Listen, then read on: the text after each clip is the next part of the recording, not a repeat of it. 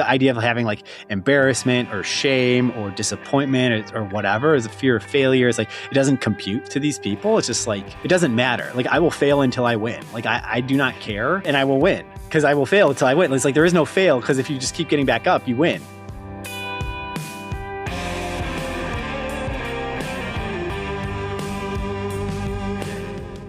Welcome to Long Run Labs, a weekly podcast from the team behind For the Long Run, telling the stories of those running the outdoor industry where endurance and entrepreneurship meet. I want to take a second to thank the sponsor of this episode, Sketch. I use Sketch every single day. It's how I schedule almost every meeting in my life. Sales calls, podcast recordings, intro chats, follow-ups, all of it. And the thing that really sold me is what happens after something changes. If someone needs to move a meeting, Sketch just handles it. It finds a new time that works for both of us, updates the calendar, and I usually don't even have to think about it. No email chains for me. No, sorry, that time no longer works. No back and forth. If your week involves talking to other people, Sketch gives you hours of your life back every week. It's not just a booking link, though they do have that too. It's a system that protects your time and keeps things moving without friction. I'm partnering with them on Long Run Labs because I genuinely use it and because it feels like infrastructure for modern work.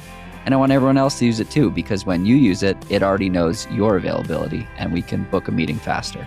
Check out sketch.com/longrunlabs for a very special offer so you can give it a try and add time back to your work week. That's skej.com/longrunlabs. We got Michael Brandt doing it live. Cheers. And some ketones. What's up, Jonathan? How are we doing? This is a conversation I have wanted to have for a very long time. So stoked to grab some time with you here today. Likewise. Love what you've built. Love the podcast. So honored to be on here. Awesome. I appreciate it. And I appreciate your high quality microphone. I think I have the same one. So we're going to have two beautiful audio sessions here. Michael, the first question is always a challenging one, despite having studied for it your entire life. Who is Michael? I am a runner. I'm a competitive marathon runner. I'm a entrepreneur. I started a company called Ketone-IQ. I'm a father of two, and in general, a builder. I like making things. I think that a point of life, or one of the major ways to drive meaning in life, is to take the things that you like in the world, take the things that you think are beautiful or wonderful, and to amplify those and let it flow through you and into your craft.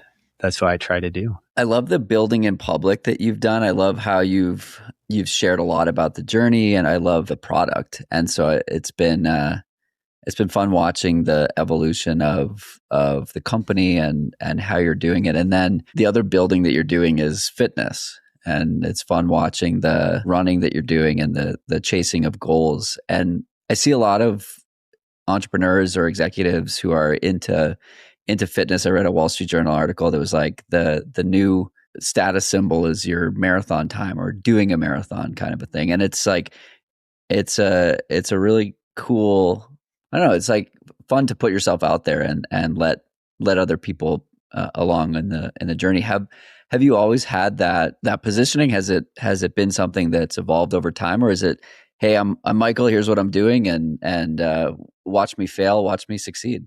It's really important to put yourself out there and doing whatever you're doing. We all have our own unique paths that we're carving, and doing that is just interesting to other people on a fundamental level. We like watching each other. We like watching other people. When we think about who we're drawn to, we like watching other people that are sucking the marrow out of life, people that are doing it. They have conviction, they have confidence, that make moves, that have motion. And sometimes people can feel shy about doing that themselves. Like, oh, what do I have to say that's so unique or different? It's like, that's not the point. The point is not necessarily to try and be unique. It's that if you live an interesting life, if you go and say yes to experiences and flow with your intuition through life and do interesting things, then anything that is coming out of that is going to be your own unique fingerprint. And if you talk about it in a fun, artful way that's inspiring and you have a good attitude around it, that you're kind of paying it forward, that you've probably learned from whoever, Eliud Kipchoge, Steve Jobs, whoever your Des Linden, like whoever your role models are, like they did the same thing. They lived their life. They leaned into things. They touched the world a certain way and in a public way, importantly to what you're talking about here. And if you do the same, you have the chance to inspire other people. So yeah, I think about it as paying it forward. I've learned a lot and I like to build in public, share about what I'm doing. I'm figuring out a lot of things. There's a lot of stuff that I have figured out. I still feel like I'm at the base of the mountain. There's a lot of stuff to keep figuring out. It's like you're never really done. And I think about running as an analogy for everything in life. It's like, our business is doing, it's the latest investors have invested. It's a 9-figure value business. It still feels small. It still feels early. It still feels small compared to Gatorade. But I also know I've like come a long way from when we got started, selling our first bottle of ketones, our first $1 million and ringing the bell. And you are always, I think it's helpful to always be at day one on your journey.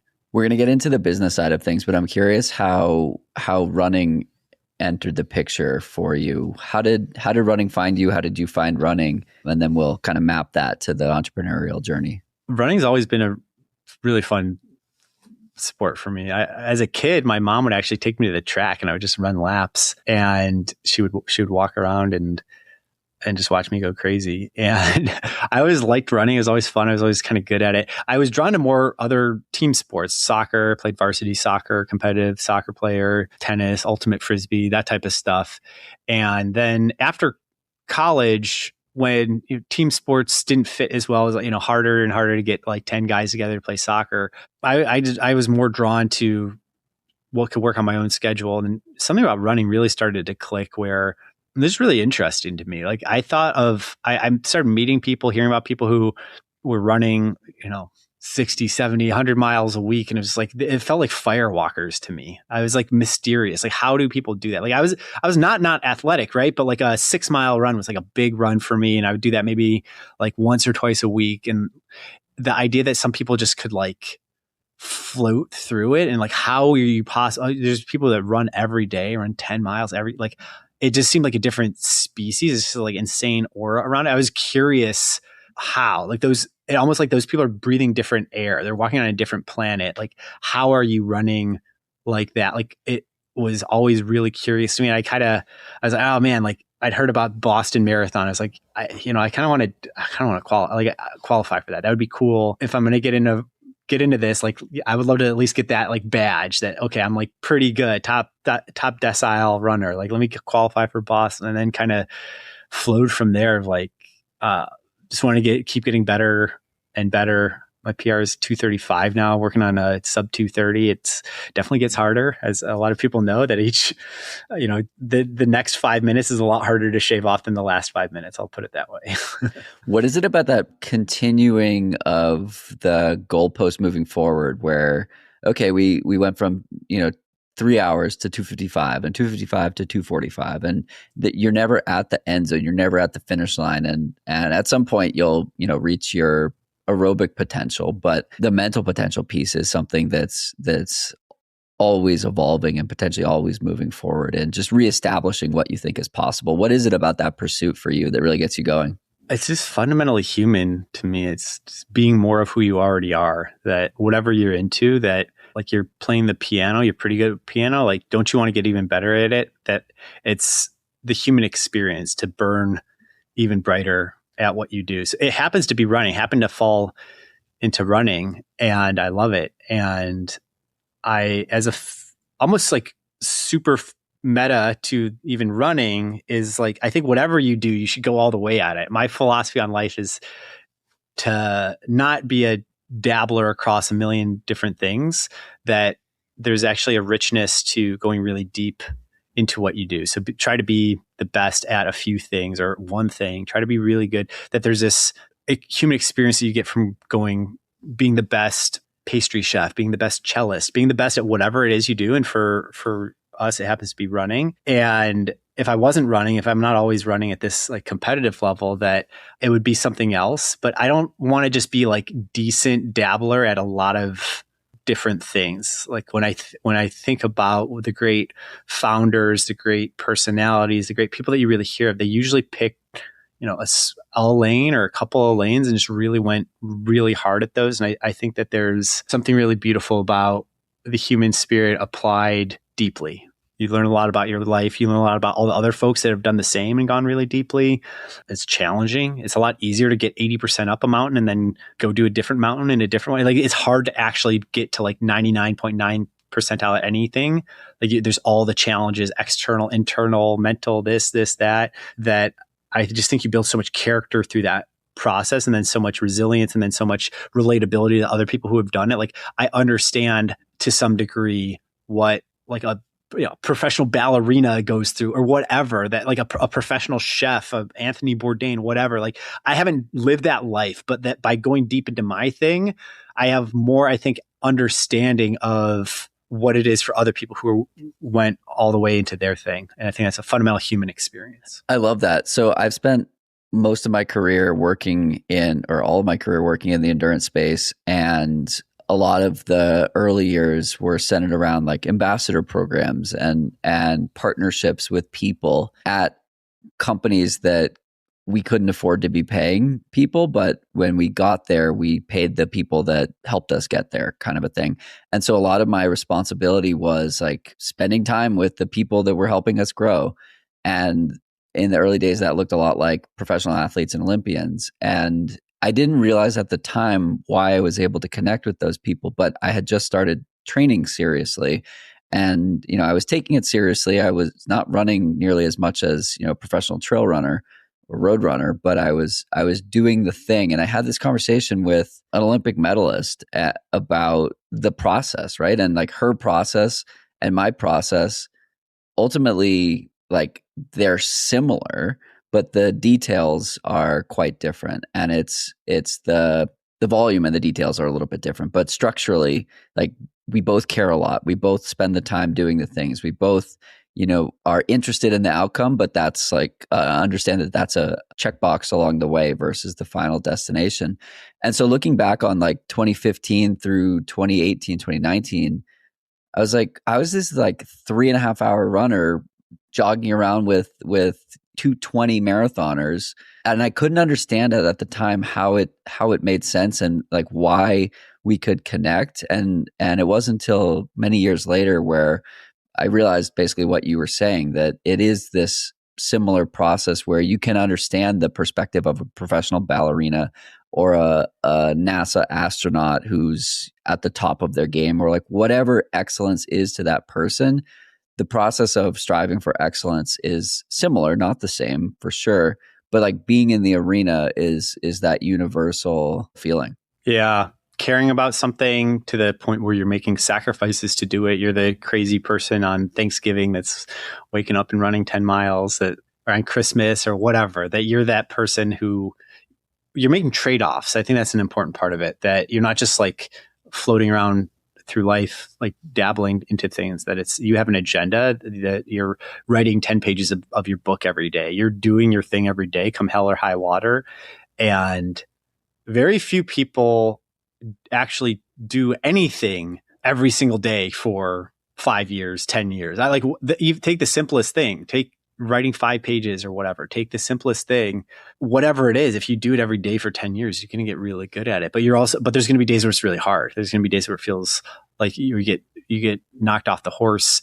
And the ability to come from that deeper place, like it's those trade-offs. Like you might have to say no to things. You might have to not hang out with certain types of people anymore. You get like opinionated about it. You might have to really build your life around it. You might have to say no to other opportunities, and the ability that I think it actually lends a lot of clarity. I think it gives you a lot of spine on what your life is about, and then you're able to relate to other people. There's a seriousness to it that I think that you're saying, that you might not be training at that Olympic level, but that you have the sense of similar framework. Yeah, that you're building your life around objective goals that you care about. You're playing offense on life, not just letting it happen to you. I love that. So how does that lead to Michael, the entrepreneur? What's the journey there? As I got into marathon running, I started getting very curious about energy systems.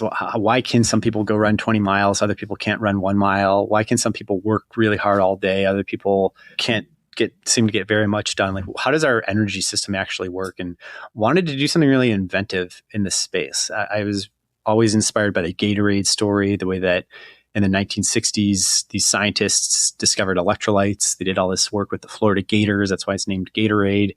And they discovered electrolytes and it became a thing. And now it's a $30 billion industry, right? So it's not every day that you see someone invent a new nutritional primitive like that or have a fundamental breakthrough. And that was interesting to me. I did not want to just do another flavor of something that already exists. I wanted to do something very inventive. What's a giant lever we could pull within human performance? And did a ton of biohacking. I was running. I at one point did a 7-day long fast to see what would happen. I was doing a bunch of random nootropics and other stuff I was ordering off the internet, and very curious biohacker. And what was interesting to me was that ketones kept popping up, that I kept seeing this word ketone. And I had a blood ketone monitor from when I was fasting. Actually, I could see that my blood ketones were rising when I stopped eating food. And then I remember one time after I did a long run, I did a blood ketone test and I saw that even though I'd eaten right beforehand, that my ketones were elevated after the run. And the word ketone kept coming up. And it's very interesting that your body makes a lot of this molecule. And as I was digging into it, it's like, well, what even is a ketone? It's this super efficient fuel source that your body makes when you're pushed to its limits. And that to me was inspiring, that, okay, your body makes it. It's very efficient. It turns into ATP using less oxygen. Your brain uses a ton of it. Your brain's obviously super important, not just for thinking, but as like the central governor, that even as an athlete, when we get fatigued, it's usually not because literally our quads are tired or our calves are tired. It's because our brain actually runs out of energy to tell your legs to shut up and keep going. And that ketones seem to be this magic unlock for all of your body's energy systems. And what if instead of jumping through all these hoops, what if instead of, having to fast or run 10 miles or whatever to get your ketones up, what if you could go to the store and buy a shot of it and get nice brain clarity, focus out of that magic molecule in a bottle? That was a light bulb moment for me. And it was one of those things that's like, if I could go back to myself back then in like 2017, 18, like sweet summer child, Michael, it took a long time to figure that out. Like it was, there was no one had done it before at any type of scale that be able to, the first time we did it at any kind of scale, it was $30 a shot and it tasted completely crazy. And it was actually good enough to get a large contract with the Department of Defense Special Operations Command with the 10th Mountain Group, actually in Colorado, which is where the School of Advanced Mountaineering is. We've done a lot of work on ketones. Ketones really interesting for low oxygen, hypoxia, mountain training types of environments. It was one of those things where as I pulled the thread, it became more and more interesting. It's like, wow, there's really something here. Like it's a real fundamental. It's very high up the kind of triangle or like the hierarchy of human physiology, the way that something like water or protein or these other just like fundamental building blocks are. Is like, okay, ketones is like very fundamental to a lot of human processes, and no one had really figured out a way to make a ketone drink at scale. And so everything that was hard about the like, okay, this is hard to manufacture. Okay, this is complicated to explain to people. Everything that was like hard, I felt like on the other side of the scale, I was like twice as excited about the potential that like, of course, new things are going to feel really new and alien, but like it's a breakthrough. It's the way it's like inventing electrolytes or like the first person that made protein powder or whatever. It's like this fundamental step function change in what's available for people to be able to optimize their nutrition. And it's not this overnight, like, oh, let's make a new flavor of protein powder or something like that already exists. It really aligned with my runner mindset, which is like, yeah, it's not easy. It's not going to be easy to run a 2.5 hour marathon, but it's doable. Just if you keep showing up every day, like the goal at the end of the rainbow is interesting to make it worthwhile to do. Day zero, what happens? You decide you're doing it. Day zero, what happens? Day zero is, emailing out to some different science labs and, figuring out a way to get small quantities of it. Day zero is proof of concept. Can we get a toehold here? Can we get like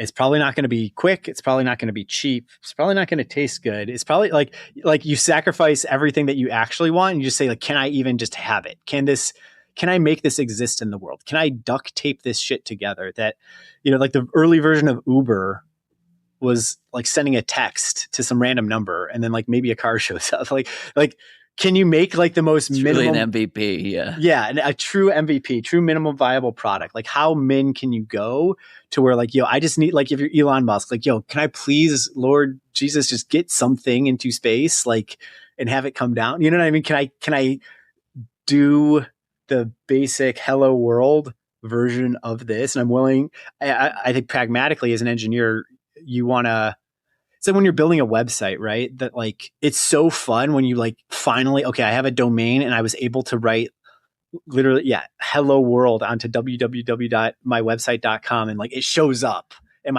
anyone in the world can go there. Okay. I have a website. I understand how to commit code and changes. And okay, I understand like how it's working. Okay, now we can build that. Like it's a piece of crap website. It doesn't do anything yet, but like you've broken some seal. You've gotten some 0 to 1. Like when you first get your app into the app store, that's, if your question is day 0 is like, okay, day 0 is how do I just get like poke a ray of sunlight through on the vision that I ultimately have for what this could be. And then it's interesting. Then it's okay, we have something. We have a ketone. Okay, I drink this and my blood ketones go up.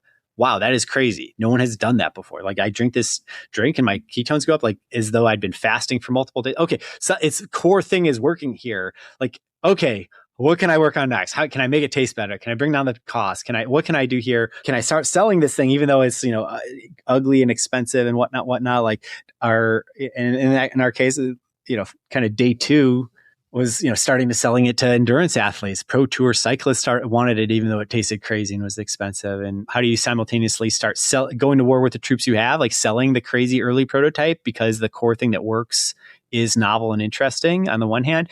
And then on the other hand, how do you get to work on actually improving the product and smoothing out all those edges? How did you make those decisions of what happens next? Well, it's both. I'm a big believer in advice I give to other entrepreneurs is like you have to have some go-to-market motion. You have to sell it, that even when it's an imperfect state. If you can sell a version of your product that's very early, that has a lot of friction, it bodes very well for what happens when you continue improving your product. It's only going to get easier over time. I'm not a fan of staying in the ivory tower and just like refining it, but without any of waiting to ship it. Yeah, waiting to ship it. Like find a customer for it at the crazy. Like find someone who wants that core thing. It's very motivating. Like fail faster.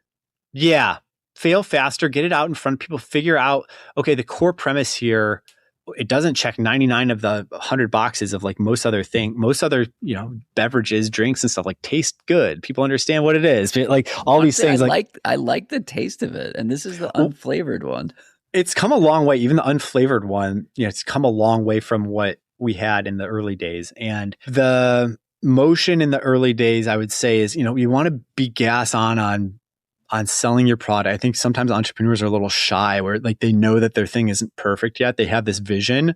They got into the game because they had some vision of what it could be, and they have some taste, and they know that what they're making on day 0 is not it. You have to put that aside and go sell it anyway. How do you do that, right? So there's like the perfectionist in people that want something that they can't take criticism. They don't want their baby to be criticized, but the lack of breaking stasis or lack of speed, your product might actually be shit and you shouldn't spend 2 years building it, or your early customers might give you the best feedback possible. So like, how did you overcome that? Like, I don't want people to give bad feedback if that was a consideration, and just like get it out there. You want to be right about one thing, at least, that it's okay if you're not meeting parity on market or meeting your own expectations of where you want the product to be on 99% of things. But early days of Netflix, they were mailing DVDs around. You know what I mean? Like it was so far off from the final form of what it has become, but it was still the best way for a customer to watch a movie on demand. And it is another instance of like poking through. The first iPhone didn't have an app store on it, right? Like shipping things that feel maybe a little bit underbaked, and seeing product development, seeing business development as a dance. You are dancing with the universe. You're dancing with your customers. That it's actually, I would say, very arrogant to assume that you have this perfect platonic vision of what the product could and should be. That what you really want to do is get something out there that's directionally good, that has like that one killer feature, that thing that like that, what is the essence of the product that makes it different, that people are willing to sacrifice everything else around it, but like because it has this one thing to it that they can't get anywhere else. Like, can you get the essence out there, communicate that enough to people? And likely it's going to be some fringe people that, really are, into that type of thing. For us, it was Navy SEALs and Ironman athletes and pro cyclists and ultra runners. Early Netflix, it's movie aficionados. It's people who are absolutely obsessed, are willing to like go out on a lark and get this mail order DVD thing going. So early days, you find your freaks and your geeks and your people that are really into it, that are willing to put up with some friction because of that molten core of uniqueness or novelty that you do have. And it's a dance. It's a dance. Why are people reordering it? What do they say about it? Who's not ordering? Who's buying it once, but then not ordering it a second time? Who's ordering it? Who's ordering? Why is this person ordering $10,000 of it at a time? I got to call that person. What is your deal, sir, madam? Like, what's, you drink this more than I do. Like you can start learning things. You start getting some texture to it. You start having some just revenue, and like business is a dynamic living organism. One of my favorite books is the Let My People Go Surfing Patagonia book, which I'm sure a lot of your listeners have read or are familiar with. Yvon Chouinard's book of like, he didn't set out to start a business. He was a massive ecologist, conservationist, save the salmon. He was continues to be a big environmentalist, big, mountain climber, alpinist, outdoors person. He was also not a dummy though. He saw that the biggest way to make an impact in that world was you need revenue streams. You need cash flow. You need to have an actual business. Otherwise you're just like person angrily shaking a picket sign. That's how he talks about it. That if he wanted to actually save the salmon, if he wanted to actually make a dent in his mission on planet Earth, that he had to have a business, because you start generating revenues and then you can start hiring people. And all of a sudden it's not just you doing this thing. It's you plus 10 people, you plus 100 people, you plus 200 people doing this thing. It becomes a movement. You're able to develop faster. You're able to get your word out there more efficiently. You're able to do all these things that you're not able to do if you don't have actual revenue. So I think there's other advice I give to a lot of entrepreneurs getting into it is like, no matter how hardworking and passionate you are as a founder or initial founding team, that it's really important to figure out a business model and get the actual lifeblood of your business going. Like start getting revenue, start getting it flowing, even on an imperfect product, because that's going to let you hire your first engineer, your first designer, your first marketer, your first salesperson, and then you're going to get that much closer to your dream. So you're not like selling out on the vision by selling a early prototype that's incomplete, that you're not totally proud of yet. Like that actually is in service of the vision. Like you sell version 1 in order for the monies to make version 2, in order to make version 3. That iPhone's on version, I don't even know, we're on 7. I'm on 14 here, I guess. 17. 18, I don't know what 17, we're up to. 18, yeah. 17. Like I got 15. Yeah. Like we've come a long way. That you're always selling the current version. If you want to make, if you have this perfect vision for what your product is, like how can you decompose that into the smaller thing and get that going? Certainly if you want to raise money from investors, that an investor's going to want to care, like, have you demonstrated that there's an actual audience here, actual people that want to pay money for what your brand is promising? Yeah, I think it's super important to get the money going. And then for me as an entrepreneur, almost the easier, more automatic part is like getting back to product tinkering, like getting back to the workshop of like, okay, let's make it this way. Okay, let's make a few more phone calls. Okay, let's fly out here. Let's try and fix this. Like, let's see who else we can partner with to make it this way. Product improvements funded by the business growth. If this episode is sparking something for you, we'd love to hear it. Share your takeaways on LinkedIn and tag Long Run Labs so we can follow along and join in on the discussion. Your reflections help the ideas go further and might be exactly what someone else needs to see in their feed today. This episode is brought to you by Superfiliate, the platform that finally makes partnership marketing simple. I've used just about every affiliate and partner tool out there, and most are just not great. Too complicated, too expensive, and way too confusing. Superfiliate changes all of that. Setup takes minutes, tracking actually works, and payouts are clear and reliable. It's the one platform I recommend because it does just exactly what it's supposed to. If you're a brand looking to grow through partnerships, Superfiliate makes it easy to get partners genuinely excited to share your products. With co-branded landing pages, flexible rewards, and built-in tools that drive action and make reporting simple, it's partnership marketing done right. Skip the headaches and head to superfiliate.com. Mention this podcast and your first month's free.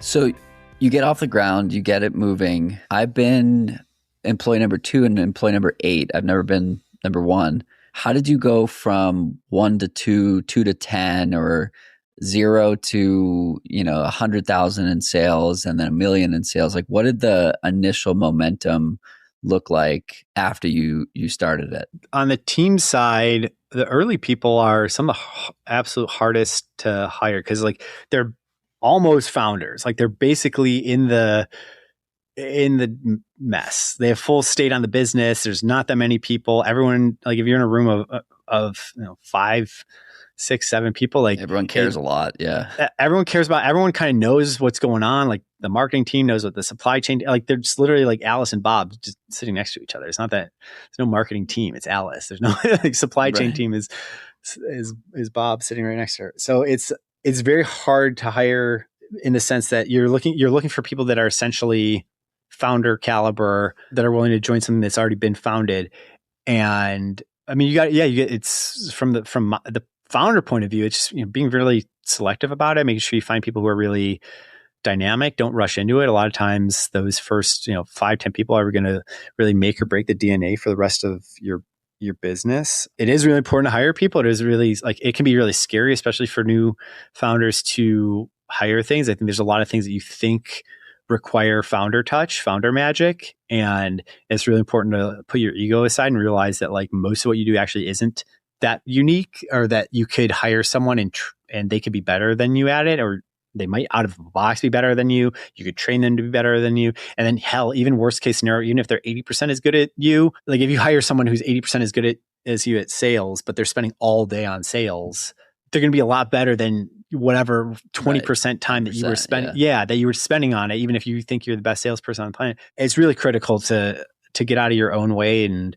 hire people to take work out of your plate, and always be kind of underwriting your own job, like rethinking about, okay, what can I uniquely do as a founder? Like you might have initially had the initial relationships with your supplier, or you might have the initial relationships with your first customers, but like at some scale, every business, there's no world where like the CEO founder person is like running the details of the supply chain. Like you need to hire a supply chain person. You need to hire customer success person. Like the CEO is great for the founders to be answering support tickets for the first, whatever period of the business. But at some scale, it's like, okay, that's actually amateur hour. Like you need to hire someone who's more dedicated to that than you, and buy your own time back. So yeah, there's that evolution as you're building out the team. On the customer side, on the sales side, it is interesting. You go from, a lot of people on a first name basis, you see their orders coming in, you're like, wow, to at a certain point, it can just become numbers on a spreadsheet. I think it's super important to still be plugged into it. It's still, the customers are paying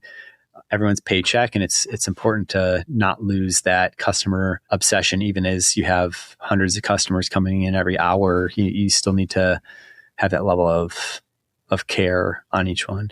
One thing that I'm also curious about is your guidance for other leaders who are building a business and like wanting to see it through, right? It's common for leadership change to exist, at different stages of a business, between 0 and 1 million, 1 million and 10 million, 10 million and 100 million. You've been there the whole time, and you're also kind of like the face of it in a way, at least on X and some other places. How have you thought about how your skill set has matched that scale? And what guidance would you have for somebody else looking to do something similar? It's a great question. You do become a different person for sure. It's like you're molting into the next version of who you are. It's a lot different to be the founder of a 2-person team versus a 10-person team versus a 30-person team. Like you become a different person. It's really similar with running too. If you think about like the type of body that you're in, the type of just what type of runner you are, like you have to become a type of runner that can do a sub 3-hour marathon. And then this 3-hour marathon happens. But like the old you couldn't run it. Yeah. Couldn't have done it. You have to become the new you. Dedication, discipline, fueling, all these things. Yeah. Like what if you're trying to crack a 3-hour marathon? It's like, okay, what is a version of me that does that look like? What do they train like? How do they move? Like what does that look like? Okay, then become that person. And then the 3-hour marathon takes care of itself. That business, a lot of it's the same way. It's just molting. It's okay, running a business of a certain size. I think a lot about it. Like, okay, what is it? Our company's private. It's a different beast to be the CEO of a public company. If you're on the NASDAQ, New York Stock Exchange, it's a very different type of person, a very different job. It's you're beholden to investor relations is your entire job. Basically, yeah. What does that look like, right? To be CEO of a billion-dollar beverage business on the public market, it's different from where I'm at today. Like the person that's doing that can't do my job. I right now, I haven't done that job. And so it's about being really flexible that you have to change. I say it all the time to myself, to my team, that the growth of the business is endemic to our own personal growth. I need to grow as a leader, that everyone on the team, we all need to grow in order for the business to grow. That's just part of how it is. Like growth mindset's fundamentally baked in, or else you end up in a spot where it's like, oh, like you hit a wall, the business hits a wall. And then it's like, that's where you get into these situations where, I'm not saying this is always terrible, but sometimes like the business needs a different CEO, that the founder that took it from 0 to 50 million in revenue or whatever is not the one that's taking it from 50 to 500 mil. Like totally. It's a different motion. And then you can get, it's not always a bad thing, but that sometimes there does need to be a changing of the guard. Or there's a scenario where like you didn't grow enough as a leader or as a business, but you're growing just enough. And that's the kiss of death. The like, we're doing good enough, but not great. Yeah. The kind of messy middle where you're not like egregious. So it's not obvious to like get fired or step down, but you're not crushing it either. Yeah, I think about that a lot. You got to really polarize. It's actually a funny running analogy there, where it's like you want to avoid like a bunch of zone 3 running, right? Like you want to be either running zone 2, kind of easy, like aerobic stuff, or hey, we're hitting a tempo day, or we're hitting a track day today. Like we're hitting real sesh that like there's not too much of the middle is the danger zone. Yeah. Yeah, you're not really getting fit. You're not really working on your top end. You're not really doing anything. You're doing like yourself. Yeah, you're getting like an aerobic workout, but you're fatiguing yourself way more than if you're taking it easy in zone 2, and so you're making it harder for yourself to do a proper workout tomorrow. And then anyway, there's some analogy there to business. It's really important in business to have some empty space, some headroom to think about where you're going. A lot of entrepreneurs, a lot of people in general in business, I see have a tendency to kind of overstuff their calendar, where it's just like 7 a.m. to 7 p.m. They're like doing stuff. And Jeff Bezos talks about how important it was for him to putter around every morning and spending time. He's running $1 trillion business, right? Like how important it was for him to putter around in the morning, have a cup of coffee, spend time with his kids, kind of let your mind wander. It's really important to give that headroom, whether that's going for a run, whether that's carving out. I always have in my afternoons like 2 p.m. onwards, I have it carved out. Like I don't like to book meetings after 2 p.m. I like to take either calls for whatever's coming up on the day. Like if there's something that came up today, I have some flex to be able to handle that, and or time to wander, work on projects, think about things. That ability to like think up and out of the next version of yourself. Because otherwise, if you're just 7 a.m. to 7 p.m., you're working hard, but you're working hard in the present state of where you're at. And that's not what got you here, won't get you there as far as where you need to be. Like you need time spent with mentors, with people who have built and sold bigger businesses than you. You need time, listening to podcasts with great people, great operators, great founders, investors. You need time thinking about things, inventing things, like you thinking about how you're going to coach your star employees to make them even better. Like you need time spent on really productive areas like that that you don't get if you're just absolutely slammed on like a nonstop meeting cadence. I think there's so much, or that there is so much value in that. I've always found, ever since the start of the work from home era, I've always found that the 60 to 90 minutes that I spend on my run is like the most effective way to have everything else work well in that day. And carving out that time, whether you call it putter around every morning or go for a 10-mile run or whatever it is, like to me, that's a non-negotiable because of what it unlocks in so many other arenas. Who are your mentors? How did you get to, like, what did you do in the proactive pursuit of being the best version of yourself as a leader, as a person, right? Like objectively, you're doing a great job. And to get there, you're either just like nature versus nurture. You're either born with it or you've had that nurturing along the way. Who did you turn to, and how did you decide to turn to these resources? I listen to a lot of podcasts these days. I think about that scene from Neo in The Matrix where I learned Kung Fu. Like you just plug some thing into your brain and update your firmware. I think podcasts are the closest thing we have to that, where it can be on a drive, it can be on a run. Usually for me, it's like my lower intensity runs. If I'm really trying to like cook today, like I don't really do headphones on like a tempo run or anything. But if it's a long, just aerobic thing where it's conversational pace, I'll put on besides this podcast, some of my other podcasts I love are in the business realm, especially, is like there's a show called Acquired. There's another called How I Built This.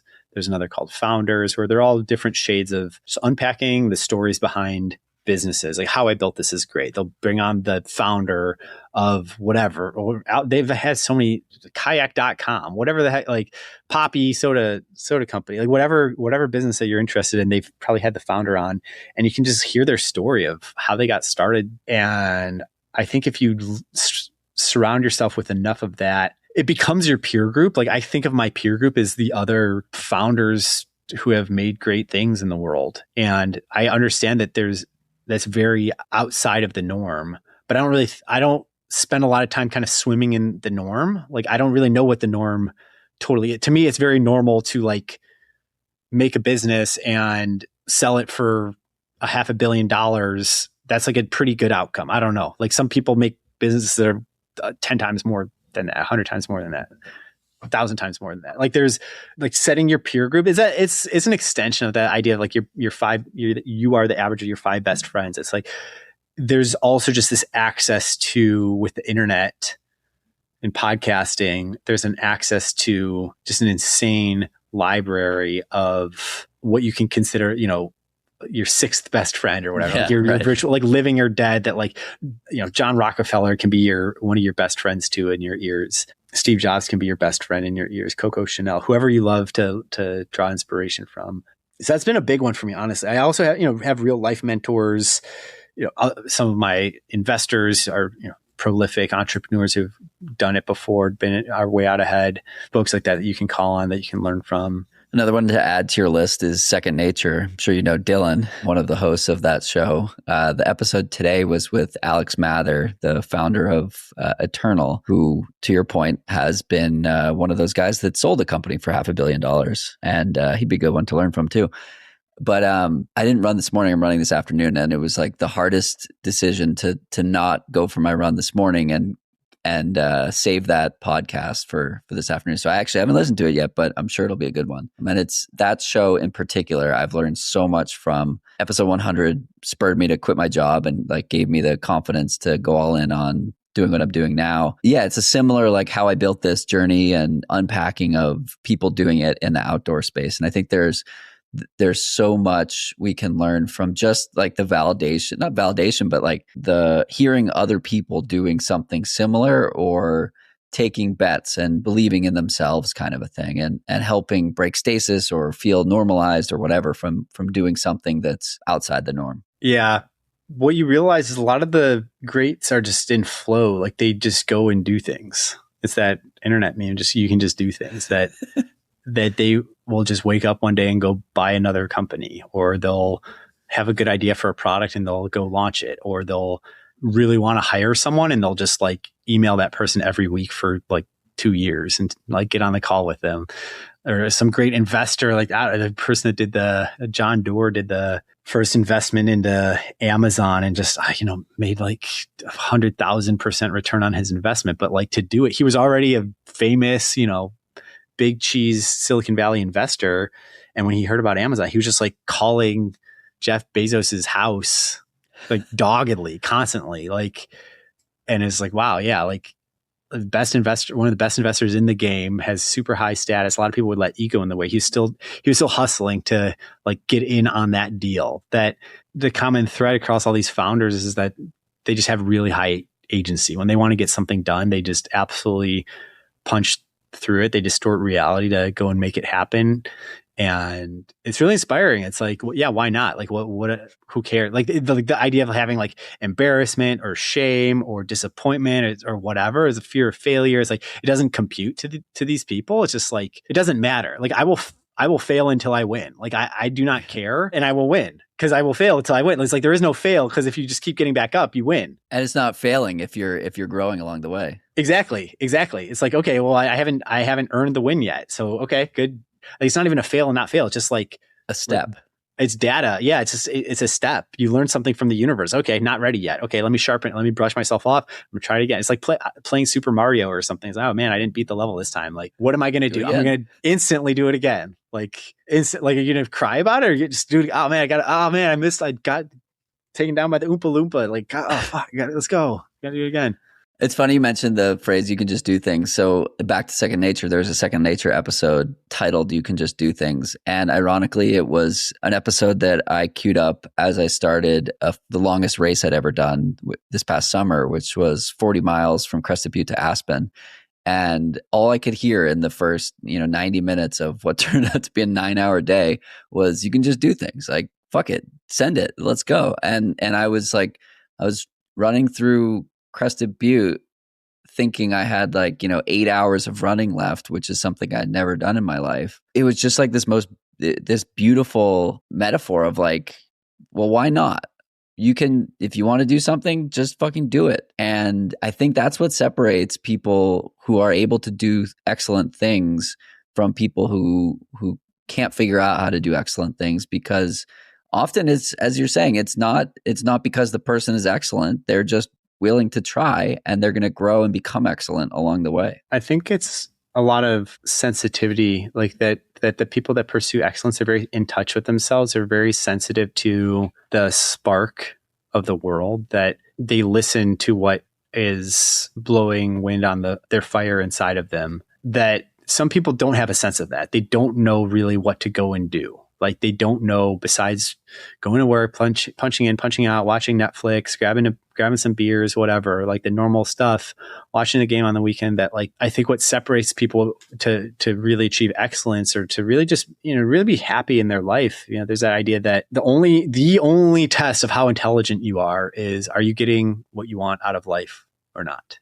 Nothing else matters. If you want to get really rich, then go get rich. Use your intelligence. If you want to live in the mountains and run around every day and support that lifestyle, then go and do that. Like, whatever it is that you want to do in life, that the only IQ test that matters is, are you able to get what you want out of life or not? And I think a lot of people are stuck on step 0 of knowing what that is. Like, what is that spark that I'm drawn to?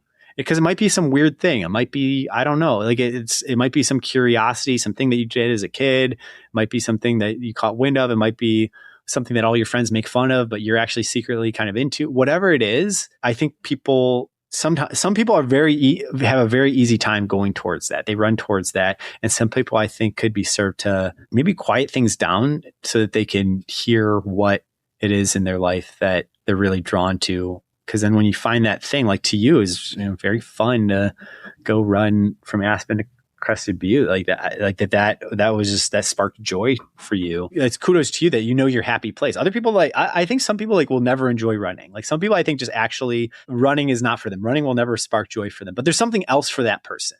And I wonder what that is. It's like, can they find that thing? Can they find their thing that brings them that same amount of joy, that doesn't have to make sense to anyone else, doesn't have to be something that everyone else enjoys, but can people find that thing? And then once you find that thing, excellence kind of is a byproduct, because you just keep going towards the thing, and then you keep showing up every day and you keep going for it. And then before you know it, you're you happen to be excellent at that thing. You happen to be deep in it, but it doesn't come from this logical place of deciding to be excellent at X, Y, Z. It comes from this more of this being drawn towards a spark that means something to you. How long did it take you to realize what that place was for you? That's a good question. I started feeling in college like I had eyes, like that I had some ability to see the world. I didn't quite know what I wanted to do yet. I didn't have my thing yet. I wasn't really into running yet. I wasn't really into entrepreneurship yet. There's so many things I wish I could go back and tell that person, but I also think you have to kind of learn things at the speed at which you learn them. But I had open eyes. I remember actually there was this lecture I sat in, a guest lecture at college, where the founder of Zipcar, this woman, her name is Robin something. And I remember she was giving this talk on some evening class, and I had a million things else to do, homework, whatnot. But I went to this lecture, and I remember being so inspired by that. I feel like that was the first time I really got it, that, okay, here's this person, no smarter than you, me. Well, like very, very smart, not to diminish her in any way, very, very clever, but she really just had this idea and just really did it, and was just like so darn practical about it. There was no like massive genius stroke about anything that she did. When she really broke down the business, she's just like, well, we solved this problem, and then we solved this problem, and then people didn't think we could solve this problem, but then we solved it, and then this other problem we solved, and then this other problem. It's like, and she was just solving problems. To me, I mean, at the time, Zipcar was really, I used it. I didn't have a car in college, but I had a Zipcar card, and so anytime I needed to drive somewhere, I had this card in my wallet, and I would look on the app, and I would tap my card on the windshield, and then for whatever it was, like $14 an hour, you could like drive a car. And I don't know, I was a college student. I didn't want to go buy even a shitty car, cost a few $1,000s. I liked Zipcar, and there was a lot of people in that world that like it was a good business. I forget the exact. I think a lot of people have heard of Zipcar. They did quite well, and it was just very interesting hearing that story of an entrepreneur just having an idea, having some agency, going and doing it. I think from then on, I was like, I could do that. Like I could have an idea and go and build it. Like I think I have the ability to solve problems, the ability to, get other people on board with solving a problem together, the ability to like have reasonable taste to understand what's even a good problem to solve, or do it in a way that is like other people care about, solve a problem for a broader set of people than just myself. I didn't know what my thing was yet. I think that was important. I think I was still like discovering it, but I was bit by the entrepreneur bug. I was like, I think I could do this. I think I could make a zip car. I think I could make a thing. That stuck with me. I finished college. I went and got a job. I worked at YouTube for a couple of years. It was important to me to just get some actual work experience and pay off my college bills and stuff. Like I wasn't quite ready for the entrepreneur jump, but basically as soon as I could pay off my college loans and like save up, small amount of money to be able to just eat ramen for a year or whatever, I took the jump to go and do entrepreneurship. And I still didn't know exactly what my idea was, but I was at least in a mode where I was like launching stuff and trying stuff out. And I had a few different concepts before coming to ketones. And that was really the journey that led into entrepreneurship. I love it. Before we go too much further, we don't have all that much more time to go much further, but can you talk about ketones themselves and why they work? And I'm going to caveat that by saying I learned about you guys in 2023 at TRE. I got a bunch of samples from your booth, and I had heard a lot. I'd been seeing a lot of posting on Instagram about it, but I was like, this is bullshit. I don't think this is going to work. But they're in my hand, they're free, and I'll try them. I was doing a lot of podcasts that year at TRE, including 2 live shows on the TRE floor for Puma, and then like a bunch of other recordings. And I was fried. I was like pretty exhausted, and I needed to like really ramp it up. And so I was like, what do I have to lose? I'm cooked. And I took it, and I was like, holy fuck, I feel great. And I was like, okay, great. Placebo effect. It was free. I'll try it again. And it had the same effect again. And then I just like kept doing it when I needed it. And like we joked about taking a shot beforehand, but like I pretty consistently take a shot of ketones every time I record a podcast because it gets me dialed. And I have ADHD, and I used to take Ritalin and other like prescribed medicine to help with focus. And the way I describe it is like, it's that, but without the medicine. Like I feel a sense of presence. I feel a sense of focus. So A, thank you. B, why does this happen? I'm glad you're having such a good time with it. That is music to my ears and to the whole team. And that's what we seek out to build, is those magic moments for people. Your body makes ketones naturally. Everyone on planet Earth, 8 billion people have ketones swimming around in their system right now. The insight, the innovation that we had was we figured out a way to ferment ketones in a shot so that you could drink it and have access to it. A ketone is a form of energy. It gives you energy. It gives you ATP. It actually has a small amount of calories in it, so it has energy in it. It's not like caffeine or other stimulants that are acaloric, that just stimulate you at the hormonal level and rev you up and have, pluses and minuses to them. Ketones have a small amount of calories in them, and it's a metabolite that turns into ATP, or cellular energy currency, very efficiently. It uses less oxygen than carbohydrate and other forms of energy. And so you're able to make a lot of ATP very quickly. You're able to make it when you're tired or exhausted or physically strained, mentally strained. Your brain also uses a ton of ketones. The reason that our bodies evolved the ability to make ketones is actually super interesting, which is that your body, when you make ketones inside your body, you make it from fat. And you make it usually when you are low on carbohydrates. So if you think about like ancestral version of yourself on the savannah, you didn't always have access to carbohydrates. It would be like actually a more rare thing. You might go days without eating anything. You might go days without eating much in the way of carbohydrates. And we have these large brains. Humans have these large brains that have massive energy demands. And when our carb store goes depleted, which happens pretty quickly, we don't store that much carbohydrate. If you're not eating much carbs, you burn through it. Yeah. A couple hours, maybe a day, like of that order. Whereas you have, even on a lean person, you have 10 times more fat stores, 10 to 100 times more fat stores, like that order of magnitude, more fat stores.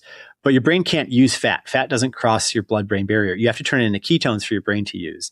And so our brains are really good at using ketones. They know exactly what to do with them. And our brains are really enjoy using ketones. They're very efficient. Our neurons are, again, able to create ATP very efficiently when ketones are present. Whenever ketones are present, they're the first things that our brain will use. They pop to the top of the stack. And so basically it's this metabolic superfuel that our brains naturally use a ton of naturally. And that when you go and drink a shot of Ketone-IQ, your brain immediately starts picking up ketones. And so you just feel more brain energy in a way that the most similar things to it is like a caffeine or a nicotine, or it's more of that, or like a low dose Adderall, Ritalin type of thing, where you feel more switched on. It's not exactly like those other things. Those things aren't even all like each other. I'm putting it in a category of how it might make you feel more of that switched on type of feel. And yeah, I think you nailed it. A lot of people, they hear about it first around athletics. It's, we've done a lot of work with great athletes. We work with Team Visma Lisa Bike. They've won a couple of the most recent Tour de France. They're one of the best cycling teams in the world. We've done a lot of research with them on the physiology side. We work with folks like Des Linden, Sarah Hall, Dylan Bowman, Sam Laidlow, the Ironman world champ from a couple of years ago. John Jones in the UFC is one of our athletes. We work with some just amazing stud athletes across the board. A lot of people hear about ketones through this athletic context because that's really where we got started, where we got going, but it's so much broader than that a lot of people they start actually using it more for like before their podcast or before a board meeting or before a job interview or before a study session, before like more of a mental cognitive load. So that's really interesting. I feel like it's like how you've seen like Hoka or Solomon and stuff. Like my dad wears Hokas to go grocery shopping kind of now. It's like it started as a trail running shoe, but now everyone uses it. I feel like we're on a similar growth path with Ketone-IQ, where it started off with like Navy SEALs and elite athletes and stuff. And now it's, we just launched nationwide in Target, and like all the Target mommies are going crazy about it because everyone needs more energy. Everyone wants to be a little bit sharper. Energy is the raw material behind every human achievement. And so I'm stoked. It's a very motivating mission to get more energy options to more people. I don't think everyone should just be slamming unlimited amounts of caffeine and sucralose all day. I'm stoked to be bringing a new form of energy that doesn't disrupt your sleep, that feels better, feels different, not as anxious as caffeine. Everyone wants more energy, and think there should be more options out there. So it's a very motivating mission for the team. It's big opportunity. Yes, love it. On the elite athlete as validation side of things, I was talking with a guy who runs a VC fund that is focused on health span and lifespan. And so we were talking about the performance related brands. And I was like, well, are you interested in talking to a performance brand, or are you just focused on like health and life? He was like, no, the athletic side of things is a validation, like a market validation to make sure the process works and the program works. And so then ultimately it's that trickle down to more mainstream. It's like the same reason we go to space, or the same reason that things are tested with the military, right? Like if it works in these high pressure life or death situations, it'll work for your, 30-minute run, or you're going to the supermarket or something like that. So it definitely makes sense. There's so much that I'd love to dive further into with you, but I want to be respectful of your time here. We didn't get to talk about all the guerrilla marketing and the running down the road you've done at the Tour de France and all these fun things. But is there anything else you wanted to leave the audience with today? We got to do a version 2 at some point in the future. Yeah, this is a lot of fun. As far as what to leave the audience with, always happy to continue the conversation on socials. I'm Michael D. Brandt on Instagram, Threads, X, everywhere. Love hearing from people. I just encourage people to go for a run, go take the jump. Our company tagline, I got it right here, actually, it's going to cut out, is take your shot. Like, go take your shot at whatever it is that you want to do. Like, stop thinking so hard about it and go do it. It's just like with running too. It's like, you don't actually have to have that much IQ to go for a good run. You just kind of got to do it, push yourself out there. Don't overthink it. I think a lot of things in life are that way. Just encourage people to go, you learn the most in life by experience, by getting some dings and some scrapes and some bruises.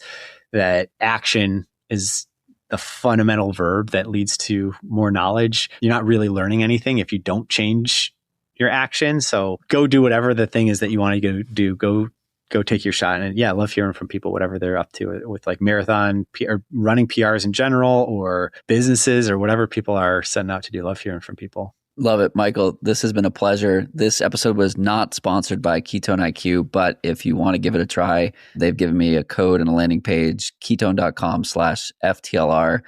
This show has been sponsored by Superfiliate. And so if you go to that landing page, you'll get to see what Superfiliate looks like in action. It's the creator and affiliate partner management platform that I have been loving and want everyone to use because it's so simple. So go check out that page and grab yourself some ketones, or check out Superfiliate. Michael, this has been a blast. We'll see you out there, and hopefully we get to share some miles at some point this year. I would love that, Jonathan. Thanks again. Appreciate it. Thanks for tuning in to this episode of Long Run Labs. If you like this episode, make sure to subscribe, leave a review, and share it with someone who's building something of their own. We'll be back next Tuesday with more stories at the intersection of endurance and entrepreneurship, from the people shaping the outdoor industry in ways big and small. Until then, keep showing up, keep asking questions, and we'll see you out there. This show is produced by Dylan Delaney of Delaney Video LLC, with musical composition by Brian Walters of Single Track Sound, and managed overall by Emily Holland of Wild Poppy Creative.